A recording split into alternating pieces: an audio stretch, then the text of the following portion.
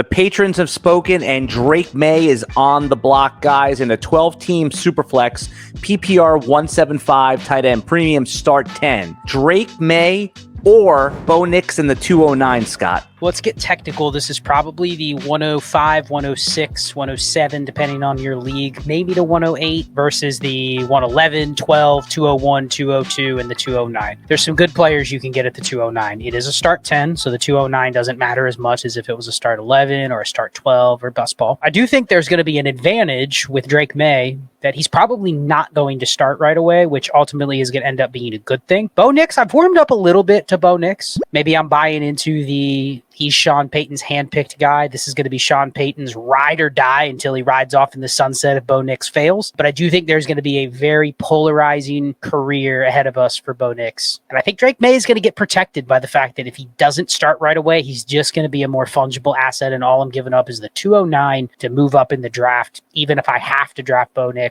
or Drake Maye, I'm going Drake Maye here pretty easily. This is an on-the-clock trade, Shane. So which side is it going to be? This is a real question and not a chance in the world. I'm taking Bo Nix. Bo Nix is what I like to refer to as a sentient trash can. I believe he is awful. I believe he is terrible. Go look up at the list of the oldest first round quarterbacks drafted in the last, I don't know, however many years. Since 1967, he's on that list. I will keep using adjectives that describe bad, and that's Bo Nix. Absolutely no faith that he's going to be good at football. I don't think he's going to have any trade value after this year, and I'm going to die on that hill. And if he's good this year, I do expect these receipts to get pulled and thrown in my face absolutely all the time. But I don't think he's going to be any good. Like Scott said, Drake Maye probably not going to get the start the beginning of the year, so he's going to hold his value, where Bo Nix is going to lose value very, very, very, very quickly. I saw this trade go down in one of my leagues today, Scott. It was a 12-team Superflex PPR 175 tight end premium start 10. Drake Maye and Garrett Wilson to get up to CeeDee Lamb. Well, it's a fair price to pay. I also think you do not see this type of trade go down a lot of times unless the team that is trading away the Garrett Wilson and Drake Maye side is just flush at quarterback, and they're doing what they can to get a extra hammer in their lineup. I think I would lean the Drake Maye, Garrett Wilson side here and just kind of bank that we might have seen, I don't want to say the best of CeeDee Lamb, but I think it's fair to say we might have seen the best season. We know there's going to be the contract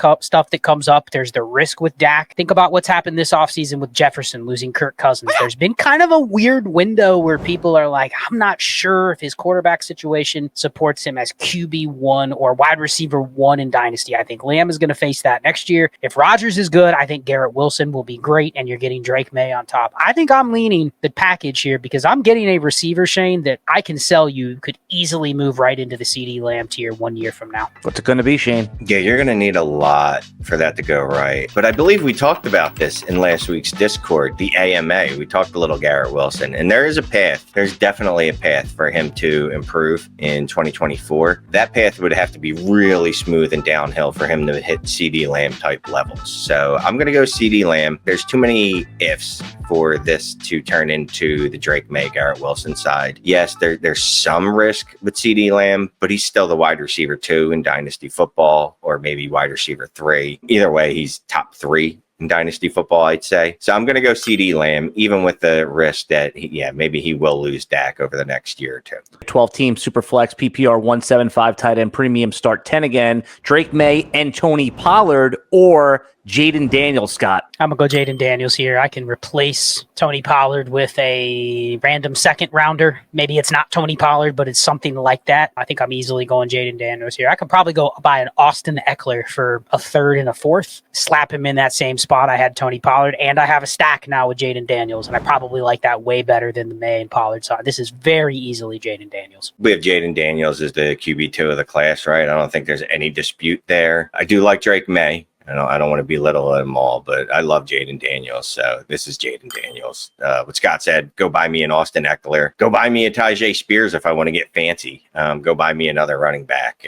Go spend it, but give me Jaden Daniels instead. All right, let's continue the conversation about Drake Maye in the Discord.